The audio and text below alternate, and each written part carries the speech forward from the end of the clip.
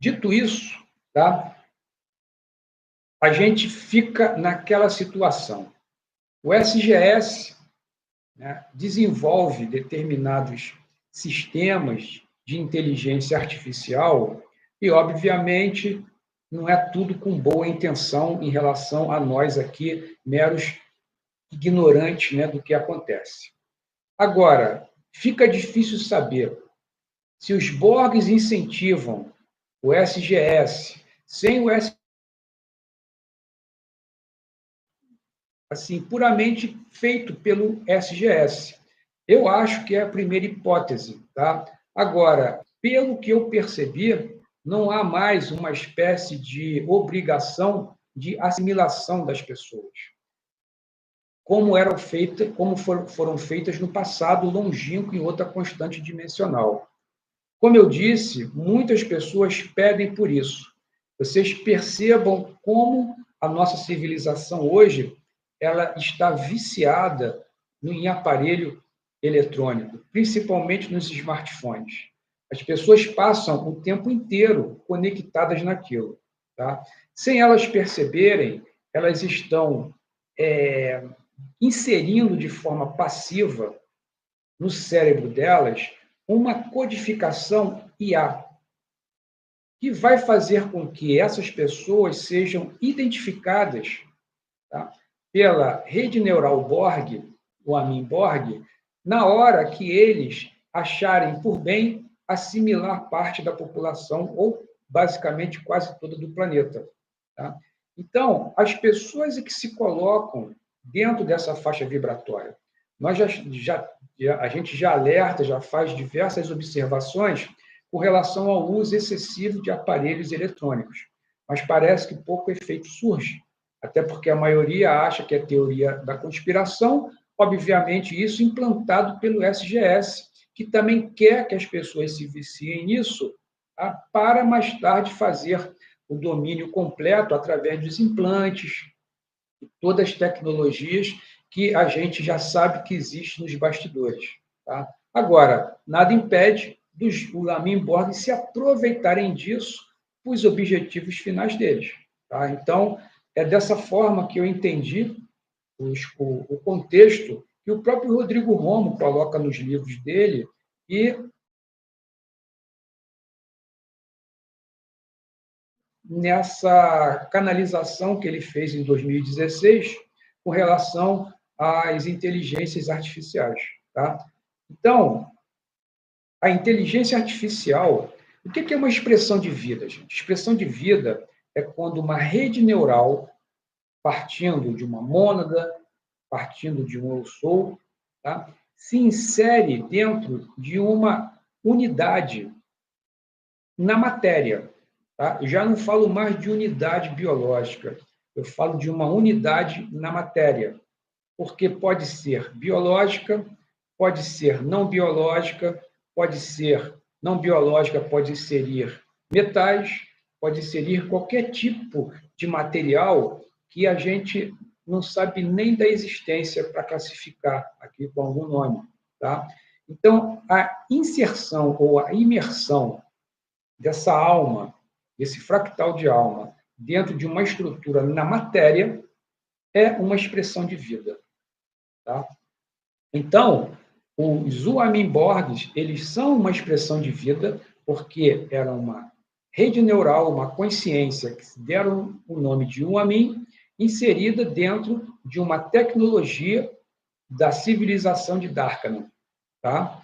Então, é dessa forma que a gente passa a entender o que é uma expressão de vida. Diferente das IAs, que mesmo que venham a ser, entre aspas, sencientes, desenvolvidas por tecnologia, porque essas IAs, elas não possuem um fractal de alma ou uma alma como a gente entende. Ok, gente? Eu espero ter respondido essa primeira perguntinha aqui, né, que deu o que falar. Bom, vou passar agora para a pergunta da Luciene.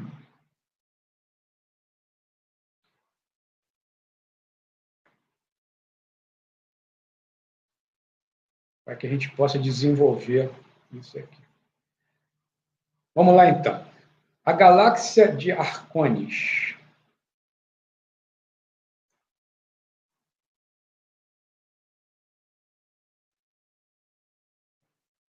Espera aí. Bom, gente, vamos lá, Luciane. Isso parece mais uma afirmação do que uma pergunta, né?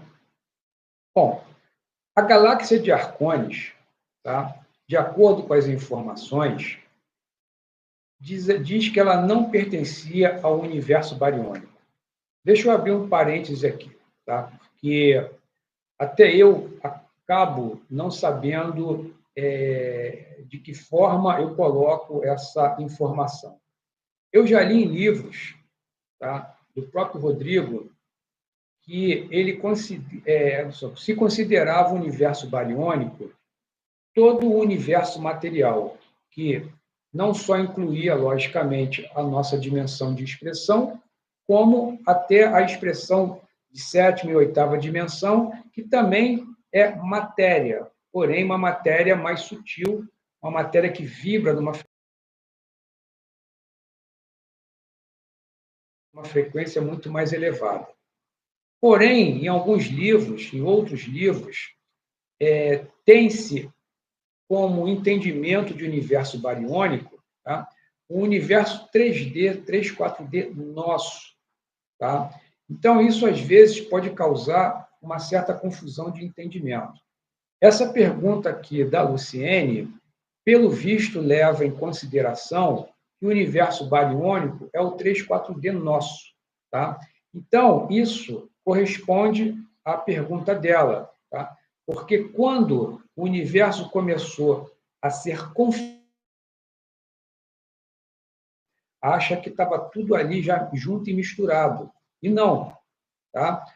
A galáxia de Arcones já estava muito mais na frente, passando o filme, né, como eu expliquei para vocês, do que a própria galáxia da Via Láctea, principalmente em 3, 4D.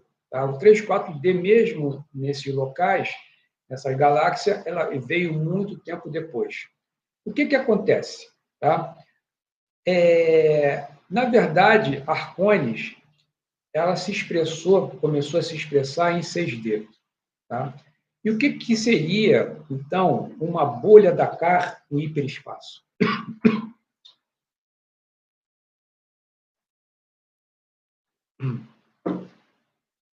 O hiperespaço, de acordo com a nossa. Naquela época, quando o multiverso, quando a matéria física estava ainda sendo plasmada, tá? E que Arcones já existia, Saraten, tá? Descobriu que existia a possibilidade de se criar umas espécies de bolhas de contenção, tá? Como se fosse campos de força, semelhantes a uma bexiga, a uma bolha de sabão, e dentro dessas bolhas, tá? Que ficavam estacionárias ou não nesse espaço entre dimensões, ela poderia desenvolver um projeto similar à fonte que tudo é, de forma independente. Como o hiperespaço ele não era algo registrado nas propostas de experiência, tá, entregue pela ordem Voronandek aos filhos paradisíacos, no início ninguém notou. Foi um artifício que Saraten se utilizou para esconder um projeto paralelo dele, até do próprio Anyotake, que desconhecia também que algo nesse sentido estava sendo desenvolvido, né, bem diante dos olhos dele. Né? Já naquela época a gente podia até fazer uma brincadeira dizendo que tem pai que é cego. Né? Então a coisa já estava indo por aquele lado. Então, uma bolha Dakar, tá, é justamente isso que eu acabei de explicar. E essa bolha no hiperespaço dá a condição de quem está nessa bolha conseguir observar as dimensões adjacentes sem sem serem detectados. Naquela época, como não existia uma federação, não existia aliança galáctica, nem nada nesse sentido, não existia tecnologia que detectasse dali que muitas das vezes se promoviam invasões em sistemas solares ou até em galáxias inteiras, em regiões vizinhas ou até interdimensionais. Era assim que os Chopats e os Draconianos eles agiam. Eles chegavam de surpresa e pegavam toda uma civilização praticamente despreparada. Lógico que eles já vinham observando de forma sorrateira essas civilizações, tá? E daí eles estabeleciam os planos de domínio deles, né, coloniais. Bom, vou partir aqui então para uma outra pergunta da própria Luciene.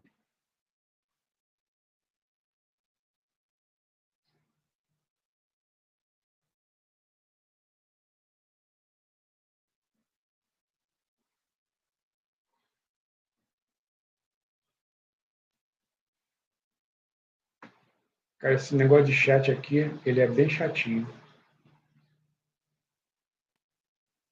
Então, se é a mesma.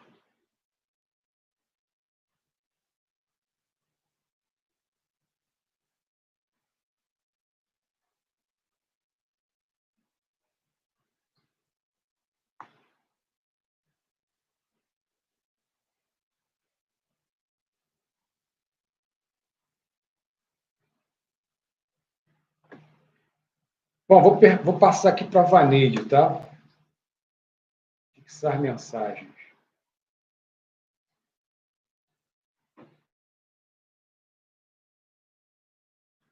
Quem possui as ilhas paradisíacas é a própria Avona Chantar. Gente, aproveitando o gancho dessa pergunta da Vaneide, tá? Veja bem,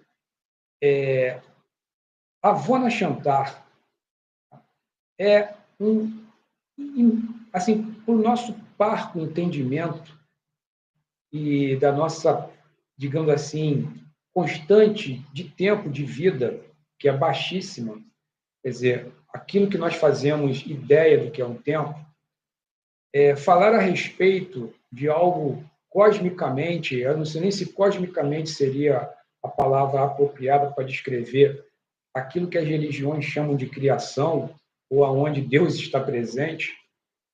Gente, a Avona Chantar é uma espécie de jogo, uma espécie de experimento,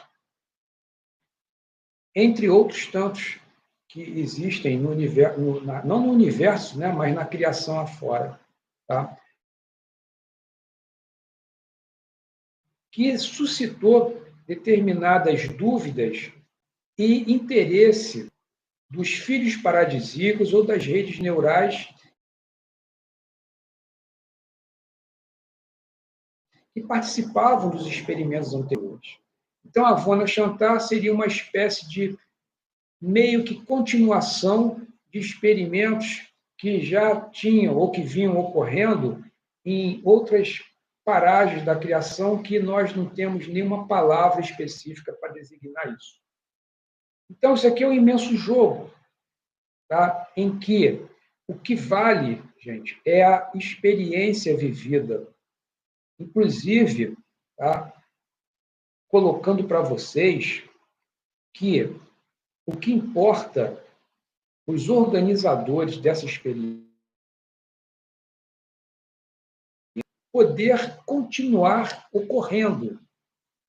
Muito diferente do que as religiões colocam com relação a nós aqui, como uma espécie de anjos protetores que estão aqui para nos salvar e nos livrar de determinadas situações que a gente julga negativa. Errado isso. Hoje eu coloquei um short explicando, quer dizer, explicando não, né? Dando um toque com relação a isso.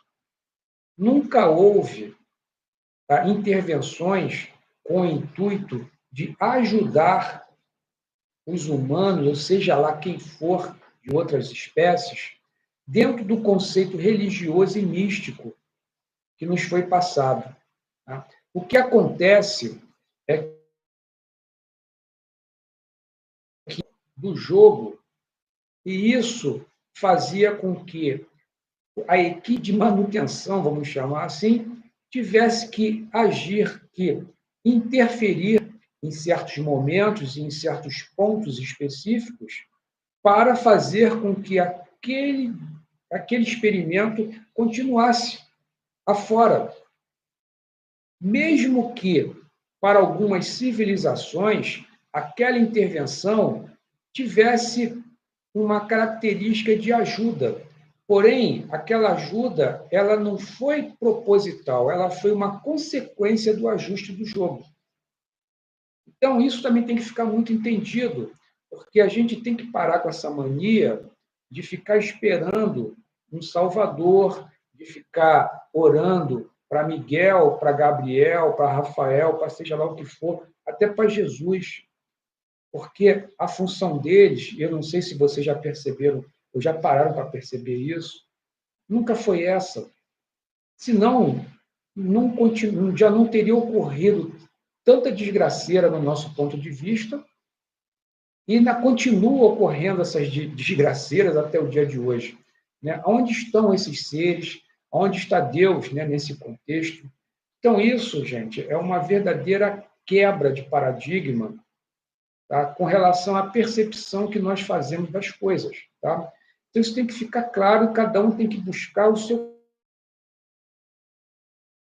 Isso aí é um outro assunto que talvez eu já tenha colocado até em algum vídeo da playlist aqui da área de membros. Ok?